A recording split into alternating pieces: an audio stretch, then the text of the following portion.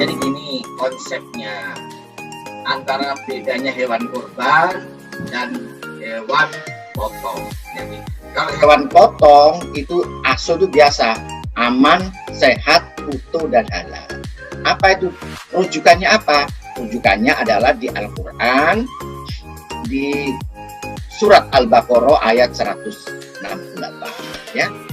A'udzubillahi minasyaitonirrajim. Bismillahirrahmanirrahim. Ya ayuhan nas, kullu mimma fil ardi halalan thayyiban. Ada kata-kata halal, kemudian ada kata-kata thayyiba. Thayyiba itu diterjemahkan dalam bahasa Indonesianya, makanan itu sifatnya harus aman, harus sehat, harus utuh. Dan tambah satu lagi tadi, halal. Jadi konsepnya itu di hewan potong. Beda dengan udhiyah atau hewan kurban. Kalau udhiyah itu ada tambahannya, di samping asu harus lebih baik lagi. Jadi tidak hanya asu tapi lebih baik lagi, karena di sana ada kata-kata bil ihsan, dengan kasih sayang penyembelihannya. Hewan itu tidak boleh kurus, tidak boleh pincang. Di mana pincang, kurus tuh boleh disembelih di agak kurus dikit boleh disembelih di hewan potong, tapi tidak untuk udhiyah. Udhiyah itu istilahnya hewan kurban.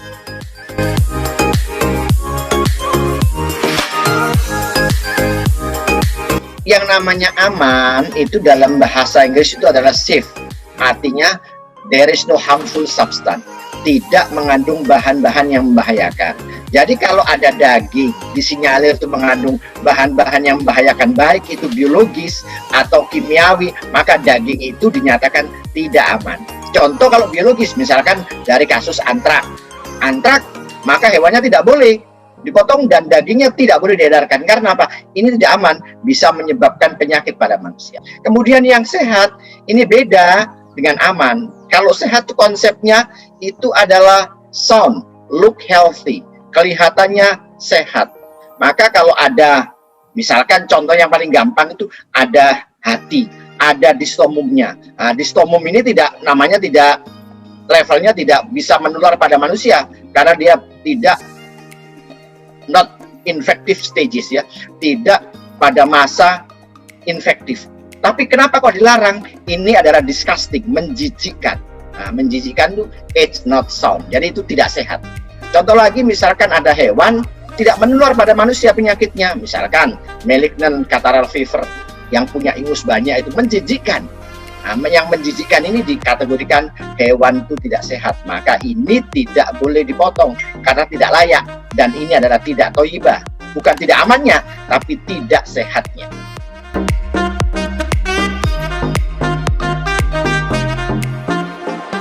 Penyembelihan halal itu ada dua aspek yang harus halal loh ya.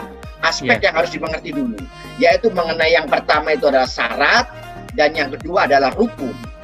Syarat itu berarti berkaitan dengan sebelum terjadinya penyembelihan. Apa itu syarat penyembelih? Yang pertama, penyembelih harus mukallaf. Apa itu mukallaf? Mukallaf itu adalah orang yang secara syar'i memenuhi syarat untuk menjalankan syariat. Jadi dia tidak gila, kemudian sehat jasmaninya, kemudian sudah memenuhi, terbebani oleh syariah, sudah dewasa. Nah, ini namanya mukallaf. Yang kedua, syaratnya itu adalah musallin. Musallin itu adalah orang yang menjalankan sholat. Jadi bukan hanya Islam, tapi musallin. Jadi kalau itu adalah prasyarat, musallin dan dia mukallaf.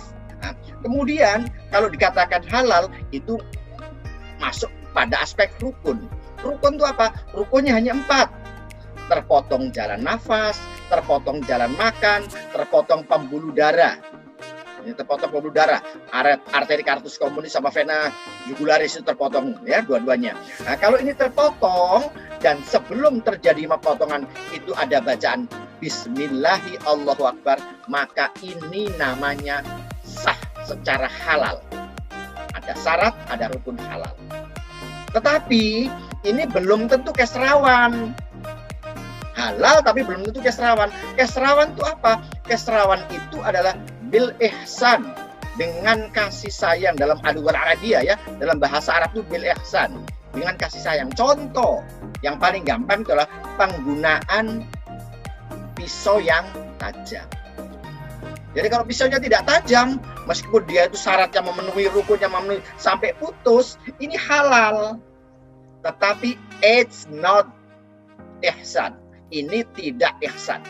Maka ini harus dijauhi.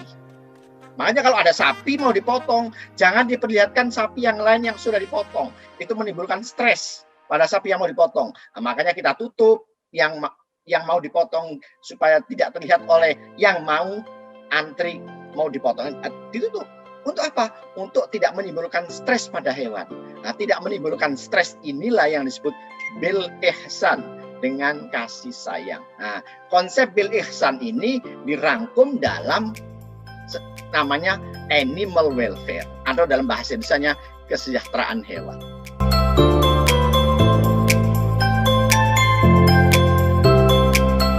Jadi penyembelihan itu tetap taat pada ulil amri minkum, taat pada peraturan pemerintah. Sekarang ini pemerintah melakukan peraturan tentang bagaimana melaksanakan dan melakukan penyembelihan dan penyediaan hewan kurban di masa pandemi. Yang paling penting diingat betul, ada 5M yang harus diingat itu, 5M. Yang pertama, hindari kerumunan.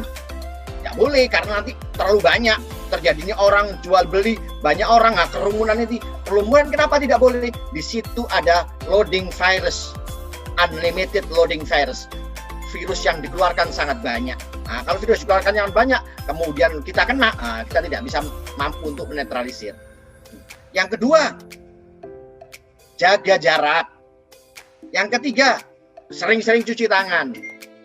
Yang keempat, pakai masker. Dan yang kelima, jangan melakukan perjalanan jauh. Jual beli ke sana kemari, kita kecapean. Kecapean itu intinya dia dalam keadaan fatigue person. Orang yang fatigue person mudah terjangkiti.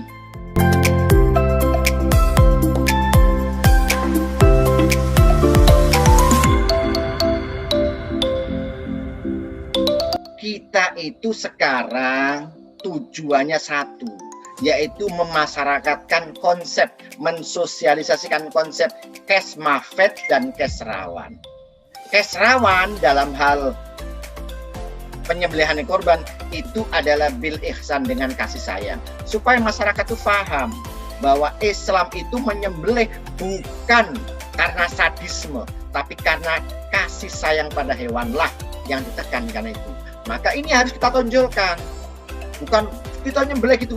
Nah, ini yang kita tunjukkan supaya apa? Supaya ini terdistribusikan daging yang aman, sehat, utuh dalam ke masyarakat. Kita harus mengerti betul bahwa konsep penyembelihan ini memang masih belum memenuhi kaidah-kaidah internasional di mana daging itu seharusnya disembelih di RPH.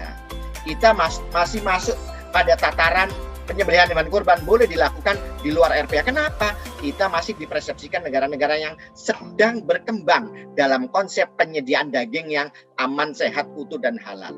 Tapi kalau kita melihat di Malaysia, melihat di Arab Saudi, penyembelihan should be in slaughterhouse, harus di rumah potong hewan. Tapi di Indonesia, di perundang-undangan nomor 18 tahun 2009, di pasal bab tentang cash mafed masih diperbolehkan di luar RPH dengan alasan dua. Yang pertama adalah karena alasan adat dan keagamaan, dan yang kedua karena alasan kedaruratan. Jadi adat dan keagamaan itu termasuk di dalamnya adalah penyembelihan kurban li Idul Adha, untuk Idul Adha.